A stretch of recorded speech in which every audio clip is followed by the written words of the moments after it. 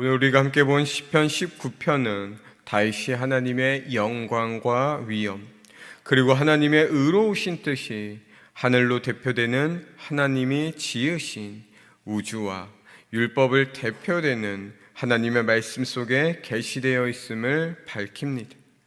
그리고 이러한 하나님께 자신의 전 인격이 연락되기를 원하는 찬양시적 성격이 강한 지혜시입니다. 1절을 함께 보겠습니다. 1절 말씀입니다. 하늘이 하나님의 영광을 선포하고 궁창이 그의 손으로 하신 일을 나타내는도다. 여기서 그의 손으로 하신 일은 권능과 능력으로 행하신 모든 창조 행위를 말합니다. 어느 누구도 하나님의 창조의 모습을 보고 악하거나 추하다고 말하는 이는 없지요. 오히려 볼수록 감탄과 놀라움을 금치 못합니다. 다윗도 지금 자신의 감정을 본문을 통하여 나타내고 있습니다. 그는 하늘을 바라보니 선하신 하나님의 영광이 보이고 또 궁창을 보니 하나님의 선한 손으로 하신 일에 놀라움을 볼 수 있다고 말하지요. 2절을 함께 보겠습니다. 2절입니다. 날은 날에게 말하고 밤은 밤에게 지식을 전하니. 여기서 날은 날에게 말하고란 말은 원문으로 보면 날은 날에게 말을 쏟아내고 있다라는 의미입니다. 즉 그냥 말하는 것이 아니라 하나님의 메시지를, 하나님의 말씀을 쏟아내고 있다는 것이지요. 밤은 밤에게 지식을 전한다라는 말도 같은 차원의 의미입니다.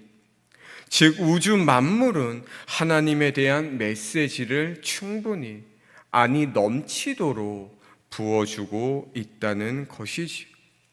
낮과 밤의 하늘을 볼 때 참 아름다움을 우리는 느낍니다. 맑은 하늘에 우뚝 떠있는 태양빛이 얼마나 아름다운지, 또 캄캄한 밤 하늘에 떠있는 달과 별들은 얼마나 아름답습니까? 우리는 그 순간 하나님께서 창조하신 세계의 아름다움을 느낄 수 있습니다. 모든 세상은 낮은 낮대로, 밤은 밤대로 하나님의 창조 역사를 우리에게 보여줍니다.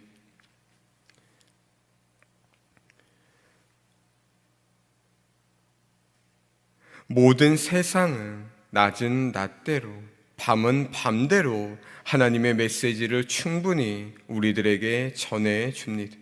단순하게 말하는 것이 아니라 그것을 쏟아내고 있습니다. 아주 확실하고도 분명하게 전하는 것이지. 우리는 온 우주 만물에 대하여 묵상하기만 해도 하나님의 음성을 들을 수 있습니다. 그러나 인간은 타락하여 영적인 눈과 귀가 어두워졌지. 그래서 그것을 느끼지 못합니다. 이러한 하나님의 메시지를 듣지 못합니다. 아무리 아름다운 자연을 보아도 그것에 대한 감격은 하여도 그걸 창조하신 하나님을 만나지 못합니다. 인류 최초로 우주로 나아가 지구 궤도를 비행한 소련의 우주 비행사 가가린이 있습니다. 그는 우주에 나갔다 온 후 이렇게 말합니다. 내가 아무리 우주를 살펴보아도 거기에 신은 없었다. 그런데 이 가가린보다 약 1년 정도 후 우주로 나가 지구 궤도를 비행한 미국의 우주 비행사 존 그레는 이렇게 말했습니다. 내가 보니 우주는 하나님의 영광으로 가득 차 있다. 똑같은 우주를 보고 두 사람의 감상문이 다르지. 한 사람은 하나님을 보지 못하였고 다른 한 사람은 하나님을 보았던 것입니다.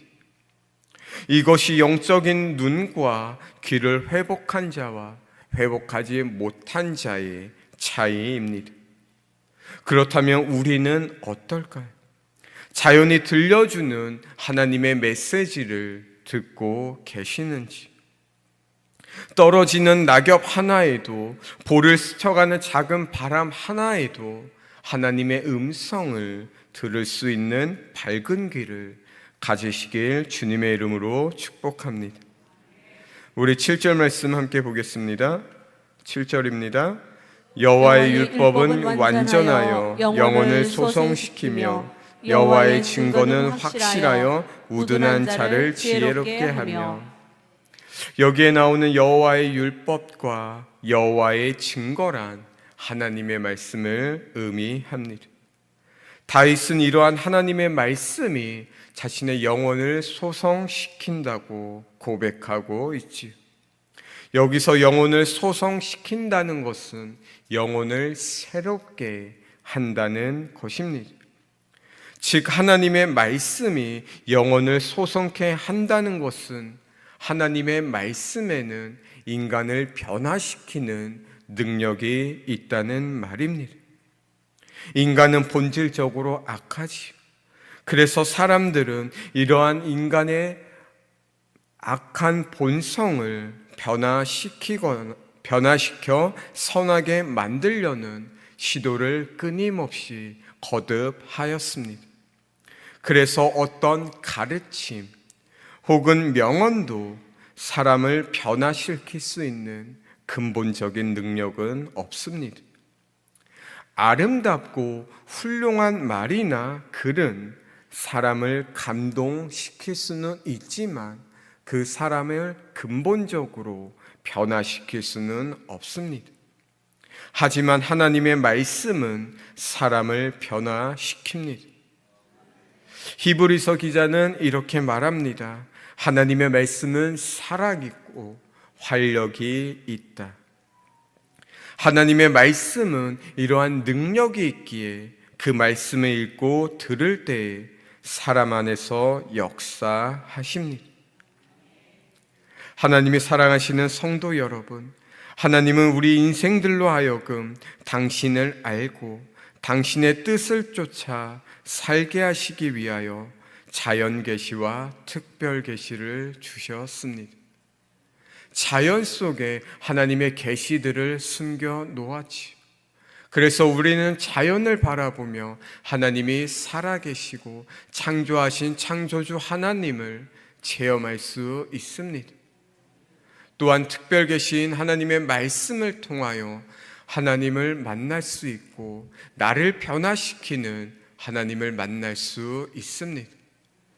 하지만 우리는 살아가며 그러한 하나님을 잊어버립니다. 늘 매일 보는 똑같은 자연 풍경을 보며 항상 보아왔던, 원래 있었던 것으로 여기지. 하지만 작은 것 하나에도 하나님께서는 그 뜻과 의미를 두고 이 세상에 창조하셨습니다. 또한 우리 또한 하나님의 그 거룩한 창조물의 결과라는 것을 늘 기억하시기 바랍니다. 그리고 나의 삶 속에서 나를 창조하신 창조주 하나님의 메시지를 만나시기 바랍니다. 그리고 세상 사람들에게 그 창조주 되시는 하나님을 전하고 함께 자연을 바라보며 하나님을 바라보는 시간들이 되시기 바랍니다. 그리고 늘 하나님의 말씀을 묵상하여 나에게 주시는 그 계시들을 깨달으시기 바랍니다. 하나님은 온 세상 자연 만물을 통하여 하나님을 깨달을 수 있는 장치들을 마련하셨습니다. 그리고 인간은 본능적으로 하나님을 알도록 되어 있습니다. 우리는 먼저 그것을 깨달은 자로, 먼저 발견한 자로서 내가 발견한 것들을 나의 자녀들, 나의 친척들, 나의 주위 사람들에게 그 하나님을 전하는 것이 먼저 된 자로서의 사명입니다. 다윗이 그러한 자연 속에 숨겨진 하나님의 창조의 역사를 온전히 바라보고 그 속에서 하나님이 자신에게 주시는 메시지를 발견하여 하나님의 뜻에 쫓아 살아간 것처럼 하나님의 말씀을 늘 묵상하여 그 말씀을 통하여 자신을 더욱 깎고 다듬으며 자신의 인생이 변화된 것처럼 우리 또한 늘 하나님의 말씀을 묵상하여 나의 삶을 변화시키고 나의 인간적인 욕구가 올라올 때마다 그 살아있는 하나님의 말씀을 통하여 늘 매일매일 죽이는 우리 모두가 되길 간절히 바랍니다. 바울은 늘 고백하지요. 나는 매일 나를 죽이노라. 우리는 악한 인간이라 언제 우리의 악한 본성이 나올지 모릅니다. 그리하여 늘 말씀을 가까이 하여 하나님 중심, 성경 중심, 교회 중심으로 살아가라는 것이지요. 늘 하나님의 말씀을 묵상하여 자신을 죽이고 오직 내 안에 거하시는 그리스도만을 나타내어 참된 그리스도인의 모습, 참된 하나님의 자녀의 모습, 참된 하나님의 창조의 목적에 맞게 살아가는 우리 모두가 되길 주님의 이름으로 축원합니다. 기도하겠습니다. 창조주 하나님 아버지, 온 세상 만물을 창조하시고 이 온 세상을 아름답게 창조하신 그 창조주 하나님을 찬양합니다. 하나님은 온 세상을 아름답게 창조하셨습니다. 이 세상 만물을 창조하신 후 아름답다 말씀하셨습니다. 그리고 마지막 창조물인 우리 인간을 창조하신 후에 너무나도 크게 만족하시며 아름답다 하신 것을 기억합니다. 하지만 우리는 악하여 늘 죄악을 범하며 하나님의 창조의 목적에서 벗어남을 용서하여 주시옵소서. 우리가 다시 하나님의 그 창조의 목적에 부합하는 삶이 되게 하여 주시옵소서. 내가 어떻게 이 세상에 태어났는지, 내가 어떻게 만들어진 존재인지 늘 기억하게 하시고 늘 그 나를 창조하신 하나님을 찬양하며 살아가는 저희가 되게 하여 주시옵소서. 오늘 하루도 하나님을 쫓는 삶이 되길 원합니다. 세상으로 향하는 발걸음을 걷는 것이 아니라 하나님께 나아가는 발걸음을 걷는 우리 모두가 되게 하여 주시옵소서. 예수님의 이름으로 간절히 기도드립니다. 아멘.